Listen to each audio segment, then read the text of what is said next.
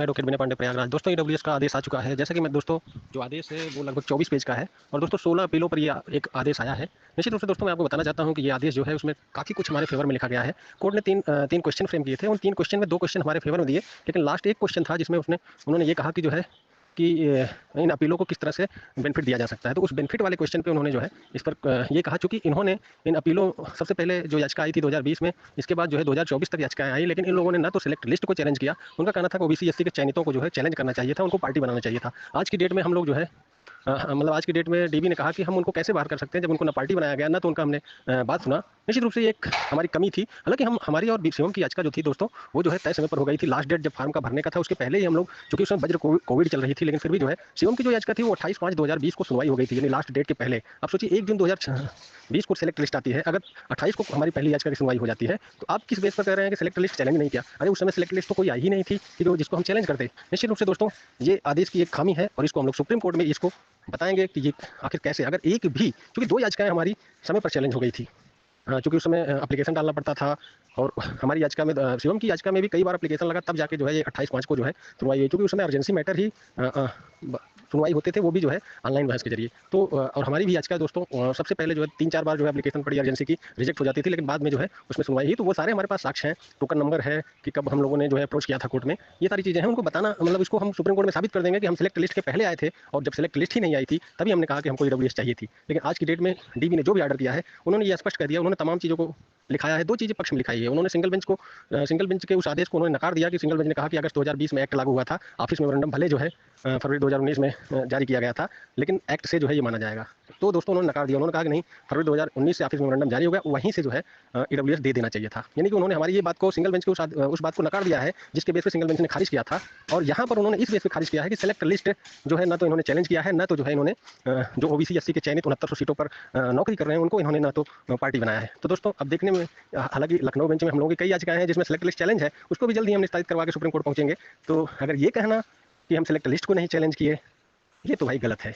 निश्चित रूप से दोस्तों कोर्ट ने जो है चूंकि हमको न देने का एक बहाना ढूंढना था जो है, तो उन्होंने कहीं ना कहीं जो है वो बहाने ढूंढ लिए। उसमें उन्होंने ये भी बातें लिख दी कि देवेश शर्मा के जजमेंट में जो है, चूंकि इसमें मोस्टली जो है बीएडधारी हैं और बीएडधारी को देवेश शर्मा के जजमेंट के अनुसार 11 अगस्त 2023 के बाद नहीं दे सकते। तो दोस्तों ये डीबी का आर्डर समस्त 69,000 शिक्षक भर्ती का पूरा जो है एक फैक्ट लेकर आ रहा है। इसमें शुरू में ही उन्होंने कह दिया कि ये डिस्ट्रिक्ट आर्डर की भर्ती है। और ये चीज़ें मैं पहले से ही कह रहा हूँ, ये कहीं ना कहीं आरक्षण वालों की लंका लगाने के लिए पर्याप्त है, जो ये कह रहे हैं कि हम स्टेट मेरिट पर जो है बनवाएंगे, स्टेट लेवल पर, और इसमें इतनी घोटाले हो गए हैं। दोस्तों इस आर्डर को पढ़वाइए अपने वकीलों का। डिस्ट्रिक्ट आर्डर की भर्ती उन्होंने स्पष्ट लिख दिया है और नियमावली में भी, मतलब उन्होंने नियमावली का पूरा जिक्र करते हुए डिस्ट्रिक्ट आर्डर शुरू में ही लिख दिया कि डिस्ट्रिक्ट आर्डर की भर्ती है और इस पर जो है, और उन्होंने ये भी बात मान ली है कि 17/5/2020 से भर्ती गतिमान है। राघवेंद्र का आर्डर, राघवेंद्र प्रताप सिंह का भी आर्डर उन्होंने जिक्र किया है, जिसमें जो है जिसमें ये माना गया था कि भर्ती 17/5/2020 जब विज्ञापन आया था अलग अलग जिलों का जो है वो नोटिफाइड होकर सीटें, तब से जो है। तो दोस्तों ये 2 चीज़ें हमारे फेवर में आ गई हैं और सिर्फ रिलीफ वाले पोर्शन में उन्होंने 2-3 चीज़ें लिखकर खारिज कर दिया है। एक तो बात ये लिख दिया उन्होंने कि सेलेक्ट लिस्ट को उन्होंने चैलेंज नहीं किया। जो हमारी सीटों पर 6900 सीटों पर ओबीसी एससी चयनित हुए हैं उनमें से किसी को हमने पार्टी नहीं बनाया।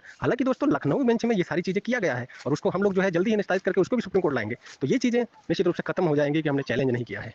फिलहाल तो दोस्तों जो शुरू की याचिकाएं थी हमारी 2, उसमें तो स्पष्ट है कि हम लोग जो है लास्ट डेट के पहले ही कोर्ट अप्रोच कर चुके थे सेलेक्ट लिस्ट बनने के पहले। और अगर देखना है तो शिवम पांडे का जो ऑर्डर देख लीजिए आप, जो पहली सुनवाई हुई थी 4063/2020 की, आप उसमें देख लीजिए कि पहली सुनवाई 28/5/2020 को हुई थी और 28/5/2020 को किसी भी परिस्थिति में सेलेक्ट लिस्ट नहीं आई थी। अगर कोई ये कहता है ओबीसी एससी के या आरक्षण वाले कि ईडब्ल्यूएस बहुत बोगस याचिका है, तो ये ऑर्डर उनके मुंह पर दे मारिए और कह दीजिए हमारी बातों को कोर्ट ने मान लिया है, हम सुप्रीम कोर्ट में आपको दिखाएंगे कि हम लोग सही हैं कि नहीं सही हैं। अरे यहाँ तो आपके आरक्षण वालों के खिलाफ ये इसमें आ गया है कि डिस्ट्रिक्ट आर्डर की भर्ती, और यही बार बार हम कह रहे हैं कि अगर सरकार ने डिस्ट्रिक्ट आर्डर की भर्ती साबित कर दी तो ये मान के चलिए कि ओबीसी एससी को 1 सीट नहीं मिलेगी। इधर जो इसके अलावा जो है 6900 सीटों के लिए जो इधर हम लोग लड़ रहे थे, इसमें ये चीज़ें आना हमारे आर्डर में कि ऑफिस मेमोरेंडम फरवरी 2019 में जारी हुई थी, तभी से जो है ईडब्ल्यूएस दे देना चाहिए था, जबकि ये विज्ञापन 17 मई 2020 का था। ऑफिस मेमोरेंडम के आधार पर इन्होंने 6 भर्तियों में दिया भी था दोस्तों। आप देखते ही होंगे बीईओ की परीक्षा हुई थी, दिसंबर 2019 में विज्ञापन आया था, उसमें इन्होंने ईडब्ल्यूएस दिया था, लेकिन ये 17/5/2020 के जो है एडवर्टीजमेंट में नहीं दिया था।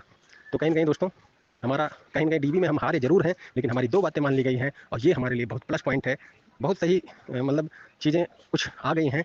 जो चीज़ें रिलीफ वाली हैं वहाँ पर जो है हमको बीएड के आधार पे, मोस्टली बीएड है इस आधार पे, और सीटें न खाली होने का हवाला देकर, इसके अलावा चयनितों की लिस्ट को चैलेंज न करना या उन चयनितों को पार्टी न बनाना या ओबीसी एससी को पार्टी न बनाना जो चयनित हैं, ये सारी चीज़ें कमियाँ निकाल कर जस्टिस ने इसको खारिज कर दिया है। तो ये सारी कमियाँ जो हुई हैं, वो कमियाँ तो हम हमारे पास लखनऊ बेंच में ऑलरेडी चूँकि चयनितों को वहाँ चैलेंज भी किया गया है, सब कुछ उसको हम इसके आधार पर निस्तारित करवा के बहुत जल्दी जो है दोस्तों लखनऊ की बेंच की जो याचिकाएँ हैं, उसको निस्तारण करके ही सुप्रीम कोर्ट में पहुंचना सही रहेगा। फिलहाल तो आज से जो है इसका हमें लग जाना है। और एक चीज़ स्पष्ट है कि ईडब्ल्यूएस की याचिका हमारे द्वारा, शिवम द्वारा और हिमांशु दुबे द्वारा, ये 3 लोगों के द्वारा लड़ी जा रही है, जो कि टीवी में भी सीनियरों के माध्यम से लड़ी गई थी। अगर तीसरा कोई भी इसमें याची बनाता है तो आप उसकी बिल्कुल वो न करिए, क्योंकि ये हमारे स्वाभिमान की लड़ाई है, हमारे सम्मान की लड़ाई है, हमारे जॉब की लड़ाई है। इसके बाद बीएड को कोई अवसर नहीं मिलेगा, आप वही 4-6 हज़ार की नौकरी करते रह जाएंगे। इसलिए दोस्तों इन 3 के अलावा किसी से भी नहीं जुड़ा जाएगा। और इन तीनों में कोऑर्डिनेशन करने के लिए पूरी जो है हम लोग प्रयासरत हैं। और हम लोग चूँकि हमारी सबसे बातचीत भी हो रही है, हम तीनों कोऑर्डिनेशन में ही सब कुछ करेंगे, क्योंकि इसमें हमको कंपटीशन नहीं लड़ना है। 453 याची हैं टोटल, खाली 453 याची में आप कंपटीशन लड़के कुछ नहीं कर पाएंगे। और वो याची जो सिर्फ टैग होने के लिए होते हैं, उनको किसी भी परिस्थिति में नहीं जोड़ा जाएगा। जो लोग तन मन धन से इन सब में जो है आगे रहेंगे, वो, क्योंकि ये हमारे स्वाभिमान की लड़ाई है, आप सिर्फ टैग होकर जो है, कुछ दोस्तों इसमें ऐसे भी लोग हैं जो कि सिर्फ टैग कराने के लिए, मैंने पिछले दिनों 2 लोगों का नाम भी लिया था, तो ऐसे लोगों से आपको बचने की जरूरत है। धन्यवाद दोस्तों।